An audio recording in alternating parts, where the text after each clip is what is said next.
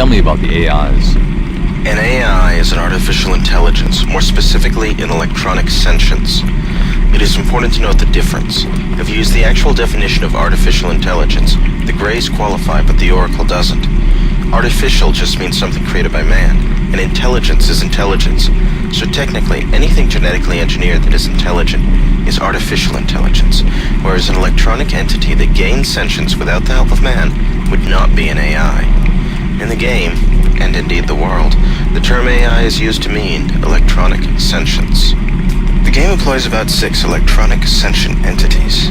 I say about 6 because one was cut, but it is possible that it still played an important role in the backstory, meaning it is twice removed from the game. I can tell you about that one, as well as Helios and the Oracle. Walton specializes in the 3 remaining AIs. So, what do you want to know? Why can't you tell me about the others? When Walton and I started this shop all those somethings ago, we knew that people would come in here asking about artificial intelligence as it appears in Deus Ex. In the game, there are 5 AIs. 5 is a prime number. It can't be divided. Thus, we were left with a problem. However, in the remove plot, there is a 6th. In addition to being a first-degree non-prime, 6 has another thing going for it. One of its factors is 2. As there were 2 of us, we each decided to specialize in 3 of the AIs. Walton is the person to ask when talking about Icarus, Daedalus, and Morpheus. Okay, so let me ask you about one of the AIs you can tell me about. Of course. Which one? Helios. Helios is an AI who was created in a rather odd and uncontrolled way.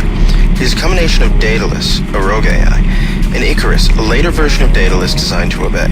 If you want to know about those AIs, or their prototype Morpheus, you should ask Walton Simons. Nah. Tell me more about Helios. Helios is the name of a Greek god. However, it gets confusing after that because the Greek gods were sort of amorphous in nature. It seems that this particular incarnation of this particular god was very special. He wasn't just a sun god like Apollo. He was the personification of the sun itself.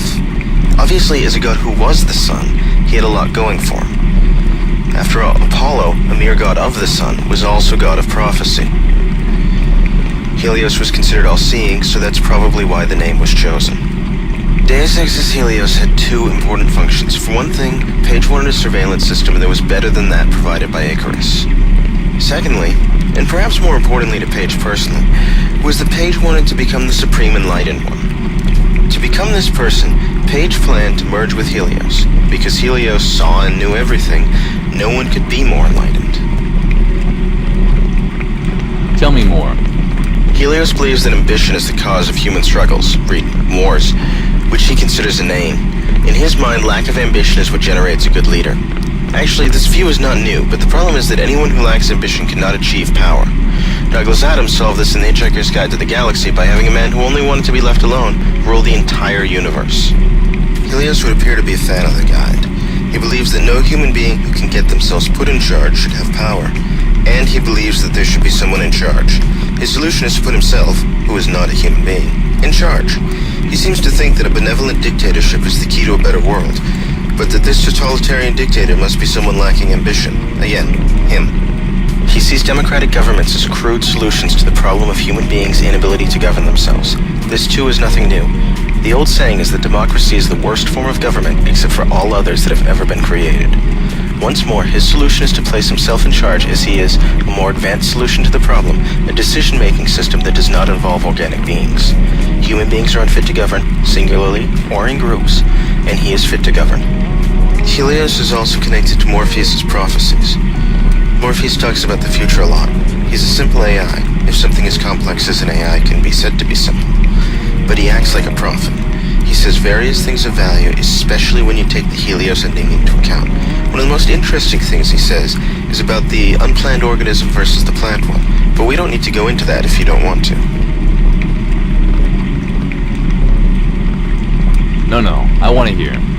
Morpheus distinguishes between the unplanned organism, which he says is a question asked by nature and answered by death, and the planned organism, which he defines as the offspring of knowledge and imagination rather than of individuals. As such, it is hard to classify Helios. He is the offspring of individuals, Daedalus and Icarus, but they are the offspring of knowledge and imagination, and what they were was not lost when he was created. Thus he is both planned and unplanned. It is difficult to understand the question of Helios or the answer, but it is obvious that the simple answer of death is not the answer of Helios. Okay. Well, what was this you said about his connection to Morpheus' prophecies? The human organism always worships. First it was the gods, then it was fame, the observation and judgment of others. Next it will be the self-aware systems that you have built to truly realize omnipresent observation and judgment. Helios is such a self-aware system, and if JC merges with him, he will fill the vacancy that God was once thought to fill as ruler of the entire planet. Morpheus also said, God was a dream of good government. In that case, Helios fulfills that dream, effectively becoming God. How did Helios take control of the world? Aquinas controls the power grid, the stock markets, the internet at large, and various other things. What's more, all but a few satellites are run through MJ-12, and thus Area 51. Radio stations, phones, newspapers, and even that tabloid, the Midnight Sun, all belong to MJ-12, meaning that they are run through or controlled remotely by Area 51. Helios controls most of Area 51, and after he merges with JC, he'll take the rest of it. That means he can shut down the power to his enemies, and he can also stop them from communicating. Even more powerful is the fact that Aquinas has a flaw in it that allows emails to be edited in addition to monitored.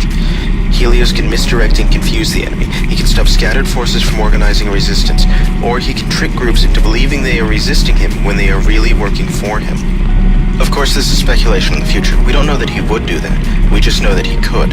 What he did during the game was messing with the power, cutting power to the government buildings, and simply giving out orders. He ordered the police to open the streets, and they did. He also locked the door to a triad compound. With these few actions, he took over Hong Kong. What strategies he would use once he knew how human beings thought is unknown. Okay. Let me ask something else.